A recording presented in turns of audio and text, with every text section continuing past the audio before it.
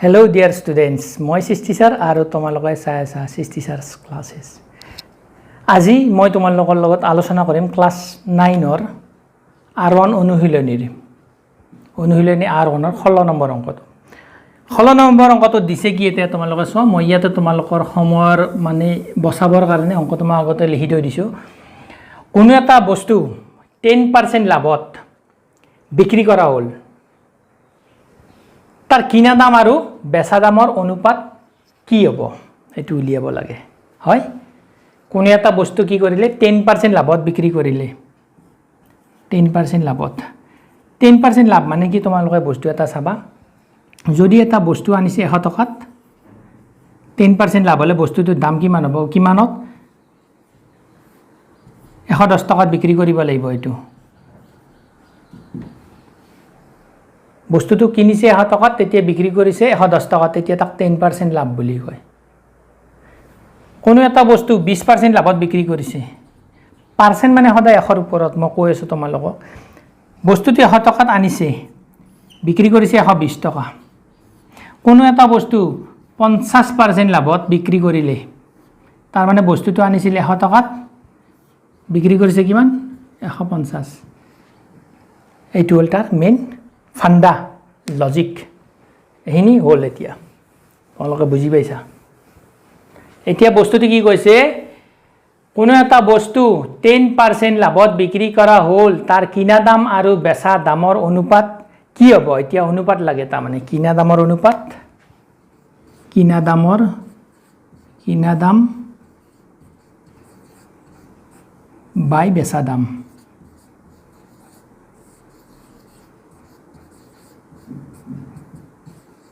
কি হ'ব এতিয়া আমি একো না জানো আমি এতিয়া অঙ্কটো কৰি যাও সলিউশন বুলি লিখা আনসাৰ বুলি লিখা যেটো না জানো ধৰা হল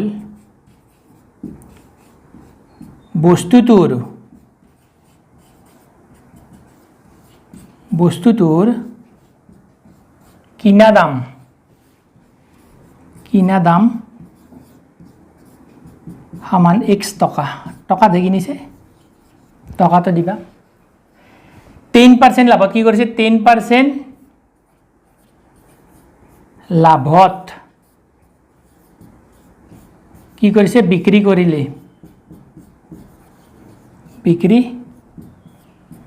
কৰিলে তাৰ মানে কি x ৰ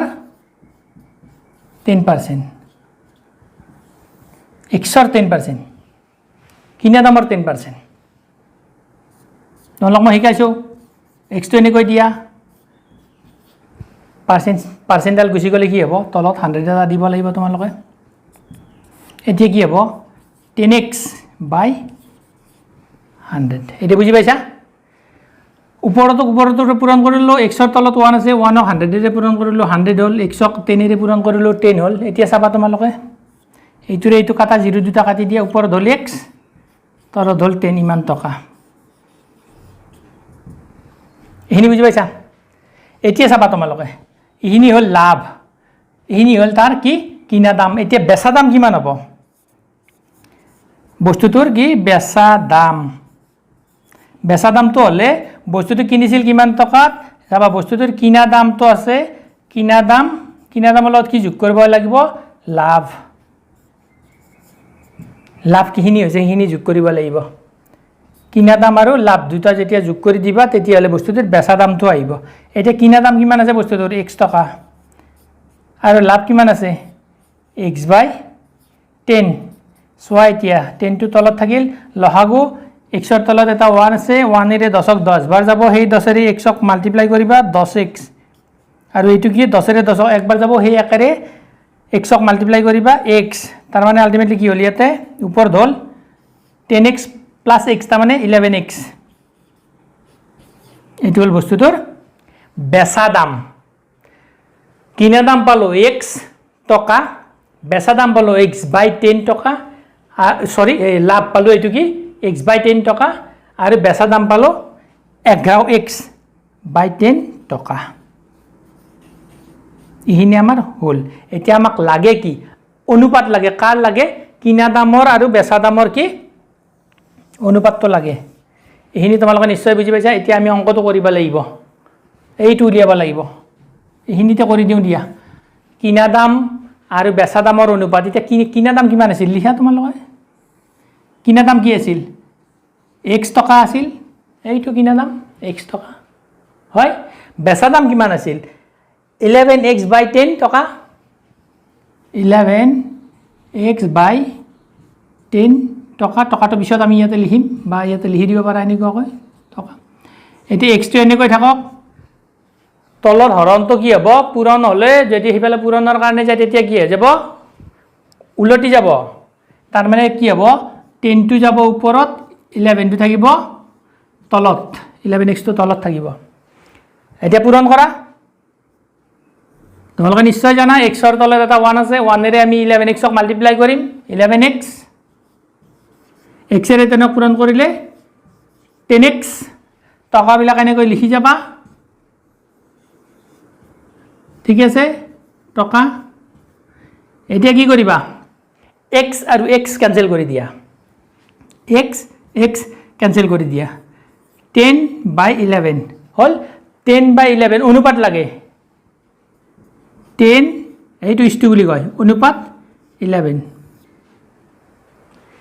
হৈছে তাৰ কিনা দাম আৰু বেচা দামৰ অনুপাত কি হ'ব এইটো কিনা দাম আৰু বেচা দামৰ অনুপাত 10:11 এইটো আমাৰ এনসাৰ এইটো এনসাৰ এতিয়া তোমালোকে কি কৰা অঙ্কটো লিখি লোৱা এতিয়া তোমালোকে অঙ্কটো লিখি লোৱা মই মুছি দিব লাগিব এতিয়া হৈছে তোমালোকৰ এইটো আমি এতিয়া কি কৰি দিও মুছি দি পেলাই আমি 17 নম্বৰ অঙ্কটো কৰিম এতিয়া আমি কেই নম্বৰ অঙ্কটো কৰিম 17 নম্বৰ অঙ্কটো কিতাপখন তোমালোকে সদায় মেলি লবা গণিতখন তোমালোকে ক্লাসটো কৰাৰ আগে আগে গণিতখন তোমালোকে আগত লৈ লবা তেতিয়া গম পাবা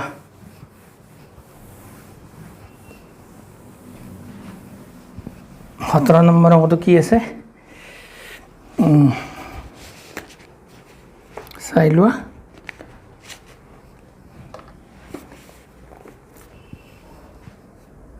17 নম্বৰ অঙ্কটো মই লিখি দিছো 30টা কণীৰ কিনা দাম 30টা কণীৰ কিতাপত আছে কিনা দাম 30টা কণীৰ কিনা দাম কমা দিয়া আৰু কি 20টা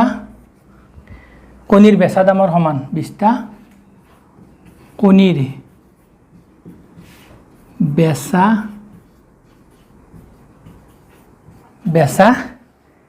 দামৰ সমান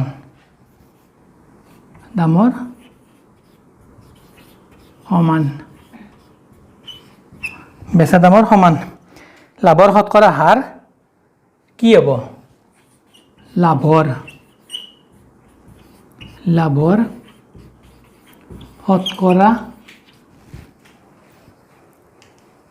শতকৰা হাৰ কি হ'ব বা কেনেকৈ লিখা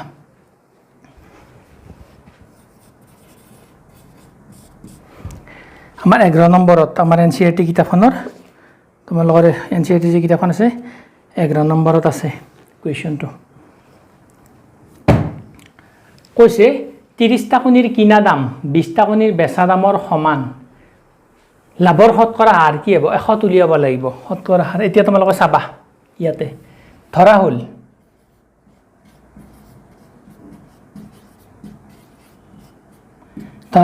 কি 30টা কণীৰ তোমালোকে আখৰবিলাক ভালদৰে লিখিবা 30টা কণীৰ কিনা দাম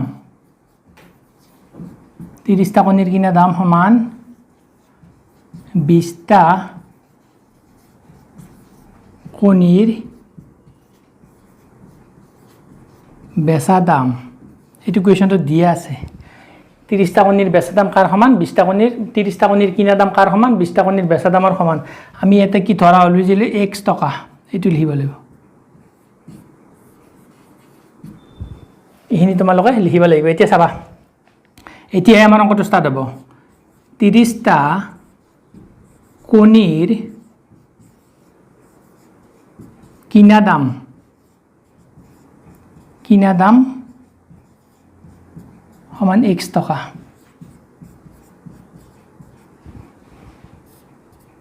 এটা কণীৰ কিনা দাম x/30 টকা ঠিক আছে এইখিনি অলপ বুজি পাইছা আকৌ চাবা এইটো উঠাই আনিব লাগিব আকৌ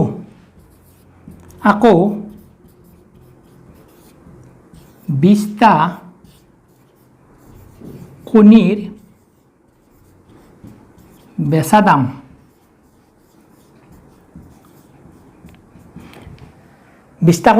কি x টকা তে এটা কণীৰ বেচা দাম কিমান হ'ব x/20 x/20 টকা এইখিনি তোমালোকে বুজি পাইছা 30টা কণীৰ কিনা দাম x টকা এটা কণীৰ x/30 20টা কণীৰ বেচা দাম x টকা তে এটা কণীৰ কিমান হ'ব x/20 এইখিনি তোমালোকে লিখি লোৱাচোন এইখিনি লিখি লৈছানে এতিয়া চাবা এতিয়া কি হ'ব লাভটো কি হ'ব আমি লাভ উলিয়াব লাগিব লাভ কি হ'ব বেচা দামৰ পৰা যে কিনা দামটো আমি মাইনাস কৰি দিওঁ কিনা দাম বেচা দামৰ পৰা কিনা দামটো মাইনাস কৰিলে কি হ'ব আমাৰ লাভটো ওলাব যদি আমি এটা বস্তু 110 টকাত বেচিছোঁ বস্তুটো 100 টকাত কিনিছিলোঁ তেতিয়াহ'লে আমি মাইনাস কৰিলে কি হ'ব 10 টকা লাভ এইটো লাভ হ'ব এইটো এক্সাম্পল দিছোঁ তোমালোকক হয় এতিয়া তোমালোকে বেচা দাম কি কোৱা আছে বস্তুটোৰ বেচা দাম x/20 কিনা দাম কিমান x/30 এতিয়া তোমালোকে লসাগু লোৱা তোমালোকে এইটো অংক এনেকৈ কৰিব পাৰা তলক 20 আৰু 30 এনেকৈ পূৰণ কৰি দিয়া ওপৰত এনেকৈ কি কৰিবা 30x দিবা 20x দিবা কিন্তু লসাগু লৈ তোমালোকে কৰিবা এইটো একদম সিম্পল প্ৰসেছত মই কৈ দিছোঁ তোমালোকক এনেকৈ দিয়া 20 দিয়া তলত 30 দিয়া হয় এই 30 টাৰ পৰা 20 টা গলে কি এটা হ'ব 10 টা x হ'ব এইটো লগত এইটো শূন্য এটা কাটি দিয়া ওপৰ থাকিল কিমান x বাই কিমান হ'ল এইটো 3 2 ৰে মাল্টিপ্লাই কৰা 6 হ'ল এইটো শূন্যটো ইমান টকা এইখিনি কি হ'ল আমাৰ লাভ হ'ল হয় এইখিনি তোমালোকে লিখি লোৱা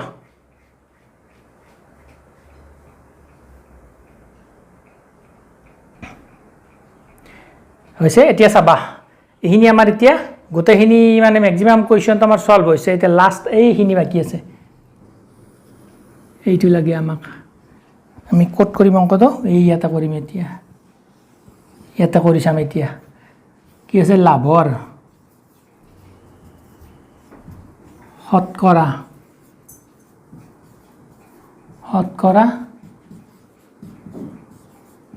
হাৰ